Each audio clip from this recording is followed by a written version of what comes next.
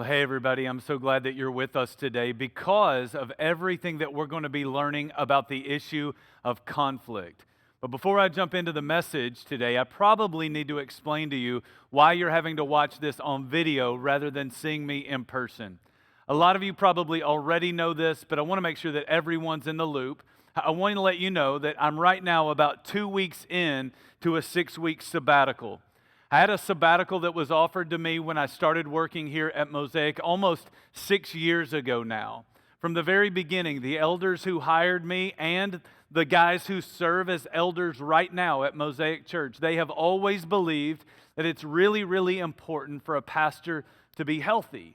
And so they want me to be not just spiritually healthy, physically healthy, emotionally healthy, relationally healthy, even mentally healthy. And they believe that one of the best ways to do that is to give a pastor a little bit of time away from work where he can really shut it down for a little bit of time. And so right now I'm in the middle of a 6-week stretch. I've severed all ties from work. I'm spending a lot of time with Jesus. I'm spending a lot of time with my wife. And I'm spending a lot of time in the wilderness. But the goal in all of this is to be healthy. And so if you pray for me, I would just ask that you pray that God would use this season away to make me into the man that He wants me to be. Pray that He would make me into the husband that Steph needs me to be. Pray that God would make me into the father that my kids need me to be. And of course, pray that God would use this time to make me into the pastor that Mosaic needs me to be. I love you guys. I'm obviously going to miss you, but I'm going to be back in about a month. In the meantime, you need to know we've got a great team. We've got a great plan. And because of that, you're probably not going to miss me at all. Now, with that being said, I want to jump back into our current series. It's called The Fight of Your Life. Now, to get us thinking today, I want to start with a question. And here it is. What do you do when you don't get your way? How do you respond when you don't get what you want? That's what I'm going to be talking about today. We're already a couple of weeks into this new series, and I hope you're beginning to see what the fight of your life really looks like. In week 1 of this series, we said that the fight of your life, it really is a fight for your faith. Now, there are a lot of things that matter in your life, but I don't think anything matters as much as your faith. And yet over the course of our lives, we're going to have all kinds of experiences. We're going to run into some situations. And what we know about experiences and situations is they have the potential to either deepen our faith or they have the potential to destroy our faith. And so in a very real way, we have to fight for our faith. Last week, Andy Taggart spoke here at Mosaic, and what we learned is that the fight of your life is not just a fight for your faith. The fight of your life is also a fight for your family. Fellas, you can't just go through life saying, I'm going to provide for my family. You have to fight for your family. And I really do hope that last weekend's message was a wake-up call in a very real way. I hope it helped you see all that is at stake in this fight. If you missed last weekend's message, I can't stress enough how important it would be for you to go back and for you to watch it. And I would just say that as you watch it, what's going to happen is you're going to begin to see all that is really at stake in the fight for your family. I don't just want parents to watch it. I would encourage students to watch it. Students, if you watch it, you will find out what the fight of your life really looks like. Our faith and our families. These are the kinds of things that we should be fighting for. But let me tell you something. There are also things in your life that you need to be fighting against. In every good fight, there's not just a good cause to fight for. There's often someone or something that we need to be fighting against. And so let me give you a few examples. Anybody grow up in the era of the MADD initiative, M-A-D-D? For those of you who may not remember, MADD stands for Mothers Against Drunk Driving. Now, our executive pastor, Jeremy, he didn't just grow up in that era. he actually had the t-shirt that said it on the front, right? MAD was an organization that was originally created by a lady named Candace Lightner. Candace tragically lost her 13-year-old daughter because of a drunk driver. When that happened, Candace would tell you that she started the fight of her life. She started a fight against drunk driving. Over the course of her life, she has written multiple books. She's offered all kinds of assistance to victims of drunk drivers. She's even lobbied politicians to create stricter laws and pass out more severe punishments to offenders and especially repeat offenders. Candace would tell you that this really has been the fight of her life. I think about my friend Melissa. Melissa is just now starting what she would call the fight of her life. I'm so proud of her. She's starting a fight against sex trafficking.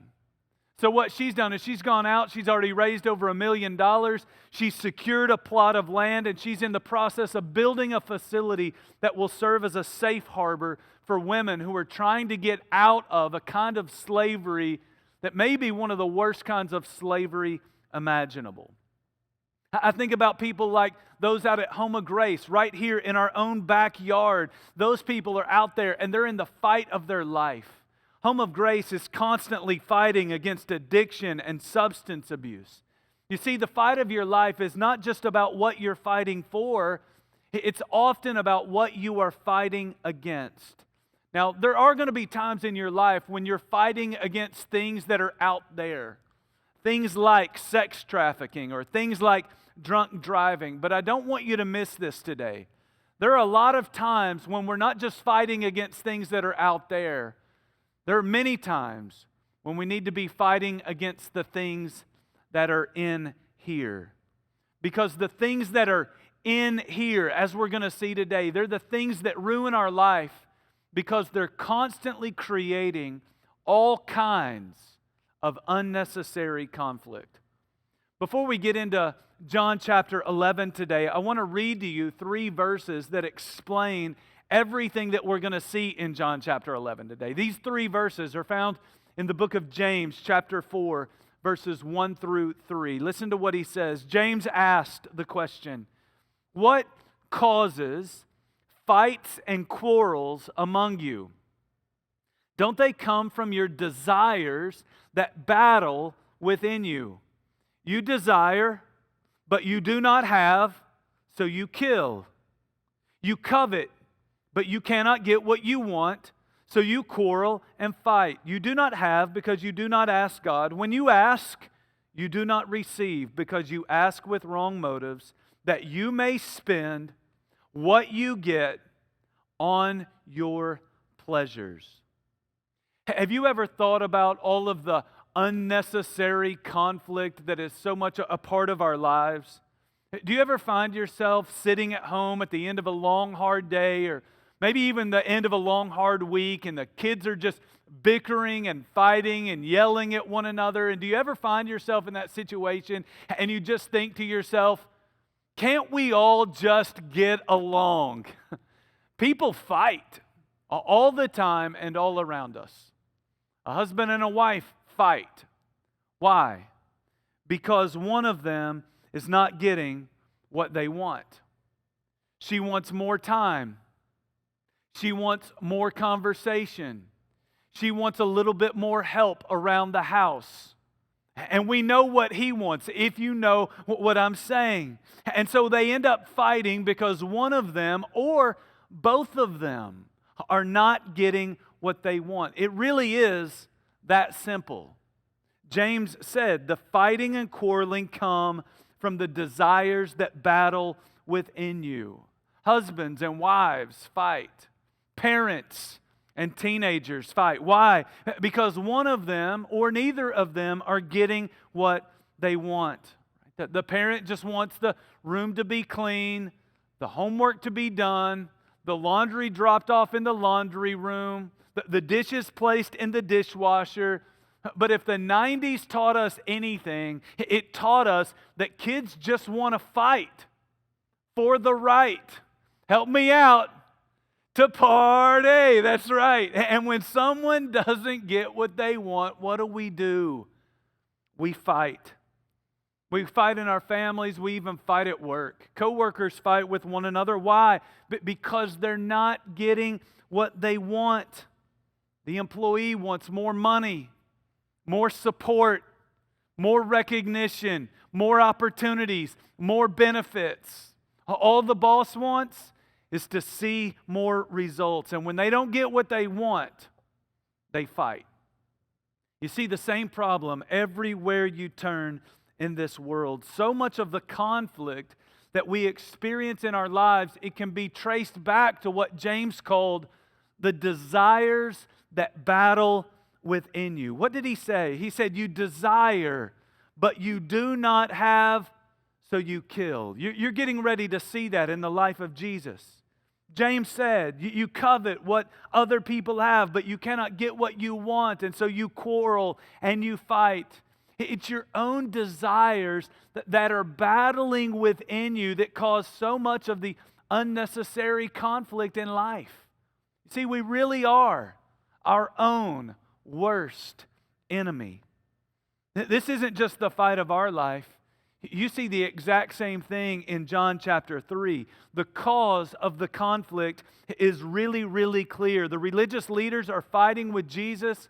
They're not getting what they want. In John chapter 11, Lazarus has been raised from the dead, and we read these words. John chapter 11, verses 45 to 48. Therefore, many of the Jews who had come to visit Mary and had seen what Jesus did believed in him. But some of them went to the Pharisees and told them what Jesus had done. Then the chief priests and the Pharisees called a meeting of the Sanhedrin. What are we accomplishing? They asked. Here is this man performing many signs. If we let him go on like this, everyone will believe in him, and then the Romans will come and take away both our temple and our nation.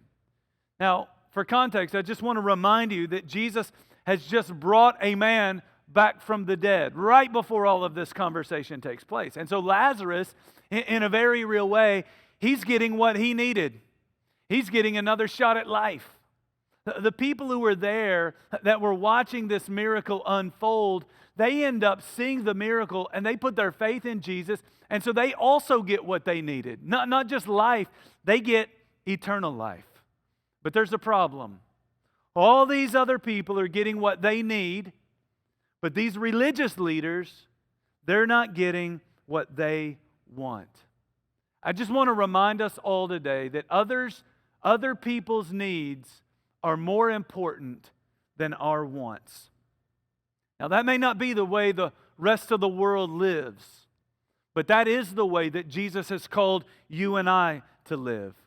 And so the next time you're getting ready to rumble, the next time you're worked up and you're ready to pick a fight, I need you to recognize why you're mad. I need you to see that you're getting ready to attack another person. You're getting ready to put a relationship at risk simply because you're not getting what you want. Even more than that, I need you to not only see why you're mad, I need you to pause long enough to ask the question. Admit it. Say, God, I know I'm not getting what I want, but is someone else getting what they need? You see, that single question has the power to expose the selfishness that creeps into every one of our lives. If I have to give up what I want so that someone else might get what they need, it's totally worth it. The problem in this story is that these religious guys are just so consumed with the spirit of selfishness that they don't even care about what other people need. I mean, I don't know about you, but in my mind, I think if someone was just raised from the dead, I think we need to be throwing a party. Instead, these guys are calling an emergency committee meeting, right? I went to seminary with guys like this. According to verse 47, the chief priest and the Pharisees, they called for a meeting of the Sanhedrin. The Sanhedrin was like the Supreme Court in ancient Israel. It was made up of 70 qualified men plus the chief priest. In this meeting, it becomes very, very clear that these men are mad because, you guessed it, they're not getting what they want. They want this man named Jesus to go away. They've tried many different things at many different times, and yet they just can't get rid of him. According to the previous chapter, chapter 10, verse 31, they picked up stones to stone him. They were going to kill him. And that wasn't the first time they tried that. According to chapter 10, verse 39, we're told that they tried to seize him. That wasn't the first time they tried something like that. Every time they tried to stone him, or every time they tried to seize him, Jesus somehow evaded them. And not only that, but he just kept going on and performing all of these amazing miracles. And this miracle, the latest one, where he raised Lazarus from the dead, it may have been the most impressive miracle that he had ever performed. And because of that, his influence is growing, and the influence of the religious leaders is shrinking. They're jealous of Jesus. Now, what did James say about jealousy? He said, you covet, but you cannot get what you want, so you quarrel and fight. You wanted the position on the team, but you didn't get it. Somebody else did. You want the attention that they're getting. You wanted him to take you to homecoming, but he ended up taking somebody else to homecoming. You wanted the job, but somebody else got the job. You wanted to spend that money in your family on some new clothes, but your spouse went and spent it on some new toys. And so James says that we quarrel and we fight because we're not getting what we want. That's exactly what is happening in this story. Jesus is gaining influence. Jesus is attracting a crowd. And if his influence keeps growing, it may give birth to a movement. That movement may threaten Caesar or the Roman Empire. If that happens, Roman soldiers are coming into town, and they will destroy that temple, and they may even destroy the entire nation. And if that happens, these guys, the religious leaders, they're not getting what they want. And so they better act, and they better act right now. Verses 49 to 53. Then one of them, named Caiaphas, who was high priest that year, he spoke up. He said, "You know nothing at all. You do not realize that it is better for you that one man die for the people than that the whole nation perish." He did not say this on his own, but as high priest that year, he prophesied that Jesus would die for the Jewish nation. And not only for that nation, but also for the scattered children of God, to bring them together and make them one. So from that day on, they plotted to take his life. Now, I want to go back to something that Caiaphas said in verse 50, because I think that Caiaphas has this mindset that a lot of us probably struggle with in our own lives.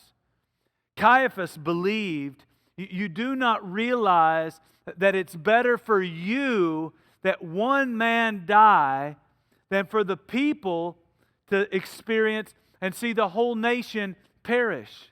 Now, I know that you read that and you probably think in your mind, oh, Caiaphas sees what's about to happen. Caiaphas believes that Jesus is going to die for the sins of the world. That is not what Caiaphas meant. Caiaphas meant that it's better for us as religious leaders to kill Jesus and preserve what we love rather than allowing Jesus to continue and potentially ruin our way of life. Now, I want you to think very carefully about what Caiaphas is saying. I want you to think about where his heart really is. You see, Caiaphas believed we should do what is best for us, even if someone else has to suffer. That is a terrible way to think. And it is a terrible way to live. Can you imagine walking into your home every day with that kind of mindset? I'm going to do what's best for me, even if everyone in my family has to suffer. Can you imagine walking into work operating from that particular mindset? I'm looking out for number one, baby.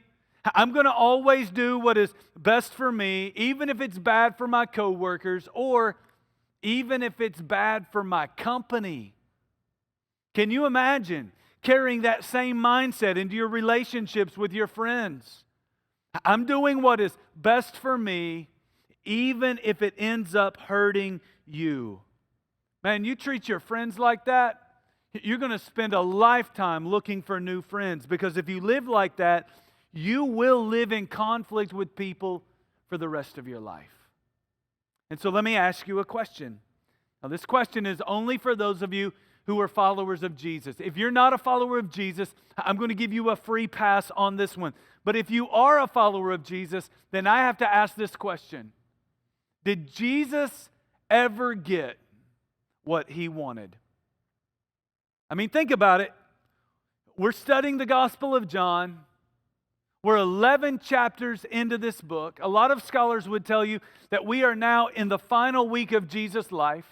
He's been on the earth for maybe 33 years. He's been doing public ministry for 3 years. Can you ever think of a time when Jesus got what he wanted? Let me point something out to you. If Jesus rarely got what he wanted, why should we think that we're entitled to get whatever we want? And yet that's the expectation that so many of us have. For whatever reason, we expect to get whatever we want. Let me point something out to you. Jesus actually gave up the things that he wanted so that everyone else might have what they needed. Let me tell you something, not just about Jesus. Let me tell you something about life. If you live like that, if you spend your whole life helping everyone else get what they need rather than always fighting for what you want, you will be far better at life, and it will make your life far better because it will enrich every relationship you have, and it will drastically reduce the amount of conflict that you experience in your life. Think about it with me. If you could only add one thing to your life that would make your life better, what would it be? I know a lot of people think, man, I just want money. Let me tell you something. That's not the answer. What we really need in our life is not more money. What we really need in our life is more peace. If you had peace in your life, if you had peace in your family, if you could enjoy peace in the workplace, if you could enjoy peace in this world, your life would be so much better. And so when you come home from work, I know you want to chill out, but you can't always think about what you want. Sometimes you got to come home and you got to think about what your family needs. See, as followers of Jesus, what we do is we give up the things that we want for the things that other people need. When you are trying to be intimate with your spouse, or your spouse wants to be intimate with you, and you just feel exhausted, I know what you want, but what do they need? I'm telling you, if you serve them and if you love them well, you're probably going to get whatever you want, right? But when your wife wants to talk at the end of a long day and you've been talking in the office to everybody about everything, I know what you want. But I need you thinking about what she needs. When you want to lay on the couch or go to bed early, but the kids want to play a game or shoot some hoops or go out for ice cream or watch a movie, I know what you want. But let me ask you, what do your kids really need? When you're having a conversation with someone who doesn't know Jesus, I know you want to stay in the comfort zone. But what do they need? See, we're followers of Jesus. We think like him and we try to live like him. Don't think like Caiaphas, and certainly don't live like Caiaphas. Caiaphas didn't even really understand what he was saying. One commentator summarized it this way. He said, Caiaphas had no idea that his sneering remark expressed an unintended truth, but it did. Caiaphas spoke a truth about Jesus that he didn't even understand. And John summarizes it for us in verses 51 and 52 when he said that Jesus would die for the Jewish nation, and not only for that nation, but also for the scattered children of God. Listen to me. Jesus was getting ready to make the ultimate sacrifice. He was going to give up his whole life, not just his preferences in life. He gave up what he wanted so that everyone else in the world could have what they needed: grace and forgiveness. And when Jesus did that, you know what happened? It reduced the conflict and it created peace. Listen to how the Apostle Paul said it in Colossians chapter 1, verses 21 and 22. He said, once you were alienated from God and were enemies in your minds because of your evil behavior. But now He has reconciled you by Christ's physical body through death to present you holy in His sight, without blemish and free from accusation. Listen, earlier I asked a question of people who are only followers of Jesus. But now I want to ask a question of all you who are not yet followers of Jesus. And here it is. Don't you think that Jesus' way really is a far better way? Don't you think that you would be better off?